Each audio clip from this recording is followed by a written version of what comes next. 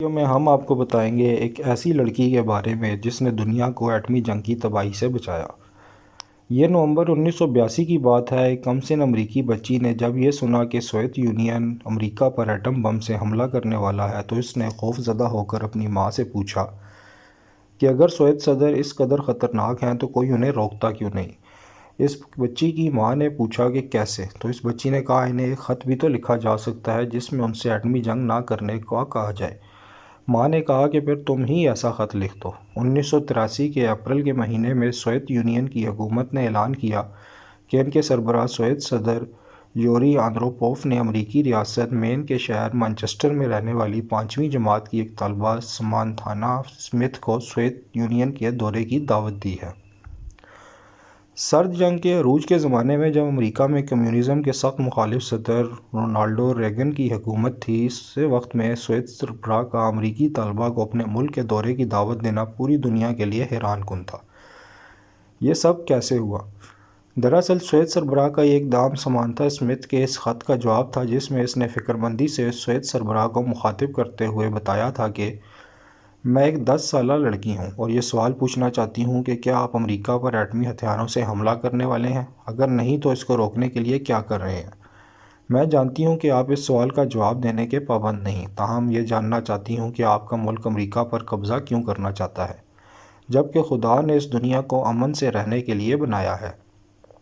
اس طلبہ کا خوف اس لیے بھی حقیقی تھا کیونکہ صدر ریگن نے انہی دنوں میں سوویت یونین کو بدی کی بادشاہت قرار دیتے ہوئے امریکہ کے دفاعی بجٹ میں بہت زیادہ اضافہ کر دیا تھا تاکہ ممکنہ سوویت حملے کی صورت میں امریکہ کا دفاع کیا جا سکے۔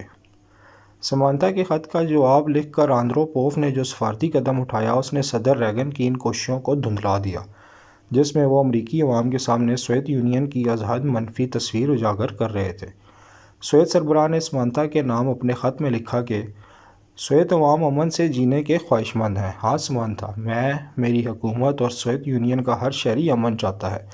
ہم ایٹمی ہتھیاروں کا کبھی استعمال نہیں کرنا چاہتے۔ ہم دنیا بھر کے دیگر ممالک سمیت عظیم ریاست ہائے متحدہ امریکہ کے ساتھ پرامن تجارتی تعلقات کے خواہشمند ہیں۔ میں یہ چاہتا ہوں کہ اگر تمہارے والدین تمہیں اجازت دیں تو تم سوویت یونین کا دورہ کرو اور خود اپنی آنکھوں سے دیکھو کہ سوویت یونین کے شہری کس قدر امن پسند ہیں۔ سمانتھا اسمتھ نے، جس کی پیدائش 1972 میں ہوئی تھی، یہ دعوت قبول کی اور اپنے والدین کے ہمراہ سوویت یونین کا سفر کیا۔ اس دورے کو دنیا بھر میں خاص توجہ حاصل ہوئی۔ سمانتھا کو بالعموم پوری دنیا اور بالخصوص سوویت یونین اور امریکہ میں امن کے سفیر کے نام سے یاد کیا جانے لگا۔ سمانتھا نے اپنے اس دورے کا حوال ایک کتاب کی صورت میں لکھا جس کا عنوان journey to the Soviet Union تھا۔ پھر اس نے ایک امریکی ٹی وی سیریل میں بھی کام کیا۔ فروری 1984 میں سوویت سربراہ یوری آندروپوف گردوں کی بیماری کے سبب وفات پا گئے اور تقریباً 1.5 سال بعد یعنی 25 اگست 1985 کو سمانتھا اسمتھ اپنے والد کے ہمراہ ایک چھوٹے طیارے میں سفر کر رہی تھی کہ لینڈنگ کے وقت وہ طیارہ حادثے کا شکار ہو گیا اور اس میں موجود تمام مسافر ہلاک ہو گئے۔ سمانتھا اسمتھ کی آخری رسومات کے دوران امریکہ میں موجود سوویت سفیر نے صدر گورباچوف کا پیغام پڑھ کر سنایا جس میں گورباچوف نے لکھا تھا کہ سوویت یونین کا ہر وہ شہری جو سمانتھا اسمتھ کو جانتا ہے وہ اس امریکی لڑکی کو ساری زندگی یاد رکھے گا جس نے امریکہ اور سوویت یونین دونوں ممالک کے عوام کے درمیان دوستی اور امن کا خواب دیکھا تھا۔ اس موقع پر امریکی صدر رونالڈ ریگن نے بھی پیغام بھیجا جس میں انہوں نے لکھا، سمانتھا، شاید تمہیں یہ جان کر خوشی ہو کہ نہ صرف امریکی بلکہ دنیا بھر کے لاکھوں لوگ تمہارے لیے غمزدہ ہیں۔